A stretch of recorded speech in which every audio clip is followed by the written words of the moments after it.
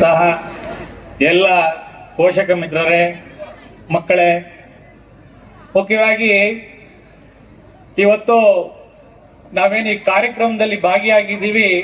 ನಾವು ಒಂದು ಕಾಲಕ್ಕೆ ನಿಮ್ಮ ತರ ಸಭಿಕರ ರೀತಿಯಲ್ಲಿ ಮುಂದಗಡೆ ಕೂತ್ಕೊಂಡಾಗ ಆಲೋಚನೆ ಮಾಡ್ತಾ ಇದ್ವಿ, ಏನು ಇಲ್ಲಿ ಬಂದಂತಹ ಅತಿಥಿಗಳು ಮಾಡ್ತಕ್ಕಂಥ ಭಾಷಣ ನಮಗೆ ಯಾವ ರೀತಿಯಲ್ಲಿ ಉಪಯೋಗ ಆಗ್ತದೆ, ಪರೀಕ್ಷೆಯಲ್ಲಿ ಸಂಬಂಧಪಟ್ಟಂತ ಏನಾದರೂ ಅಂಕೆಗಳೇನಾದರೂ ಕೊಡ್ತಾರ, ಮಾಸ್ಟರ್ ಏನಾದರೂ ಇದರ ಬಗ್ಗೆ ಕ್ವಶನ್ಸ್ ಏನಾದರೂ ಕೇಳಬಹುದಾ ಅಂತ ಒಂದು ಆತಂಕದಿಂದ ಕಾಯ್ತಾ ಇದ್ವಿ.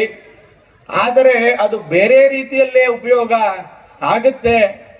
ಇಲ್ಲಿ ಬಂದು ಸಭಿಕರ ಆಗಿ ನೀವೇನು ಕೂತಿದ್ದೀರಿ, ಇಲ್ಲಿ ಅತಿಥಿಗಳು ಬಂದು ಭಾಷಣ ಮಾಡೋದು ಮಕ್ಕಳ ಒಂದು ಜ್ಞಾನ ಅಭಿವೃದ್ಧಿಗಾಗಿ ಎಲ್ಲಾ ರಂಗಗಳಲ್ಲೂ ಸಹ ಅವರಿಗೆ ಒಂದು ರೀತಿಯಲ್ಲಿ ಸಹಕಾರಿ ಆಗುತ್ತೆ ಅಂತ ಹೇಳಲಿಕ್ಕೆ ನಾನು ಇಚ್ಛೆ ಪಡ್ತೇನೆ. ಮುಖ್ಯವಾಗಿ ಇವತ್ತು ಜ್ಞಾನವಾಹಿನಿ ಇಂಟರ್ನ್ಯಾಷನಲ್ ಶಾಲೆಯ ಈ ಜ್ಞಾನೋತ್ಸವಕ್ಕೆ ಬಹಳ ಸುಂದರವಾದ ಹೆಸರನ್ನು ಇಟ್ಟಿದ್ದಾರೆ. ನಿಜವಾಗ್ಲೂ ಈ ಒಂದು ಆಡಳಿತ ಮಂಡಳಿಗೆ ನಾವು ಈ ಹೆಸರನ್ನ ಅವರು ಇಟ್ಟಿರೋದಕ್ಕೆ ನಿಜವಾಗ್ಲೂ ಸಹ ಅವ್ರನ್ನ ಶ್ಲಾಘಿಸ್ತೀವಿ.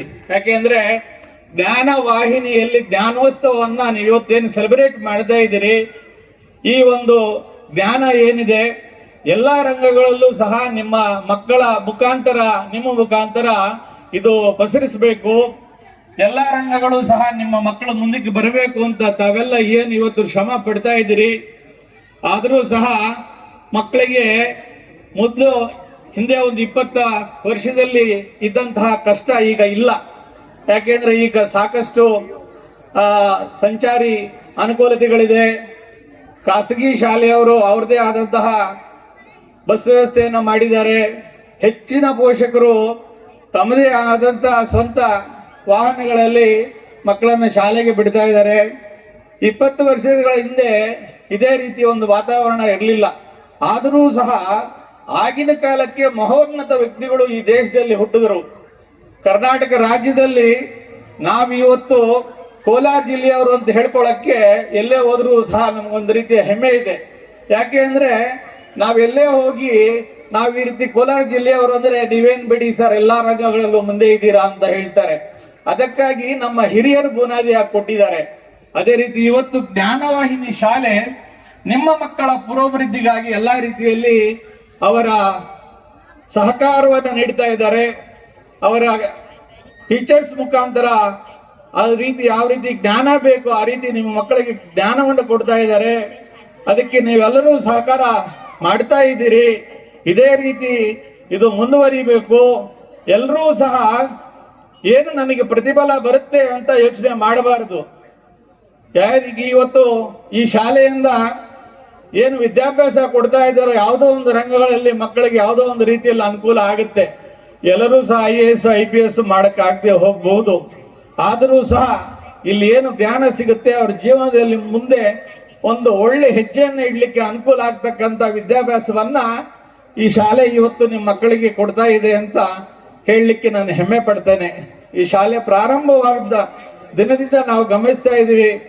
ಇದರ ಪುರೋಭಿವೃದ್ಧಿಗಾಗಿ ಸಾಕಷ್ಟು ಜನ ಸ್ನೇಹಿತರು ಶ್ರಮ ಪಡ್ತಾ ಇದ್ದಾರೆ.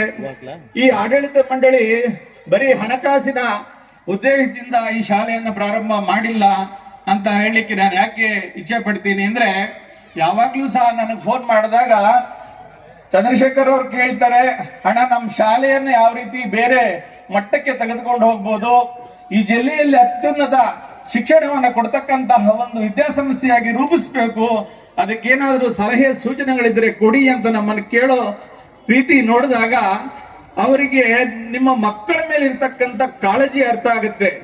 ಇಲ್ಲಿಂದ ಈ ಶಾಲೆಯಿಂದ ಯಾರೋ ಒಬ್ರು ದೇಶದಲ್ಲಿ ಅತ್ಯುನ್ನತ ಮಟ್ಟಕ್ಕೆ ಹೋಗ್ಬೇಕು, ಹೆಚ್ಚಿನ ಜನಸೇವೆಗಾಗಿ ನಿಮ್ಮ ಮಕ್ಕಳು ಬರಬೇಕು ಅನ್ನೋ ಒಂದು ನಿಷ್ಕಳಂಕವಾದ ಕಾಳಜಿಯನ್ನು ಏನು ಇಟ್ಕೊಂಡಿದ್ದಾರೆ ಆಡಳಿತ ಮಂಡಳಿ.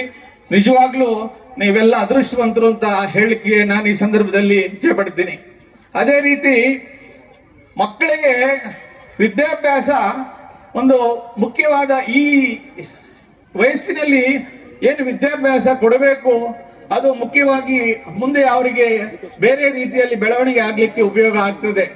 ಪ್ರತಿಫಲಾಕ್ಷೇಪಗಳನ್ನ ಏನು ಇಟ್ಟುಕೊಳ್ಳದೆ ಈ ಶಾಲೆಯನ್ನು ಮುನ್ನಡೆಸ್ತಾ ಇದ್ದಾರೆ. ಅವರಿಗೆ ಶುಭವಾಗಲಿ. ಮುಂದೆ ಸಹ ಈ ಶಾಲೆಯನ್ನು ಅತ್ಯಂತ ಉನ್ನತ ಮಟ್ಟಕ್ಕೆ ತೆಗೆದುಕೊಂಡು ಹೋಗ್ಲಿ ಅಂತ ಹೇಳಿ ನನಗೆ ಅವಕಾಶ ಕೊಟ್ಟಂತ ಶಾಲೆ ಆಡಳಿತ ಮಂಡಳಿಗೆ ನಮಿಸುತ್ತಾ ನಿಮಗೂ ಮತ್ತೊಮ್ಮೆ ಕೃತಜ್ಞತೆಗಳನ್ನು ಹೇಳಿ ನನ್ನ ಎರಡು ಮಾತನ್ನು ಮುಗಿಸ್ತೀನಿ. ಜೈ ಹಿಂದ್, ಜೈ ಕರ್ನಾಟಕ.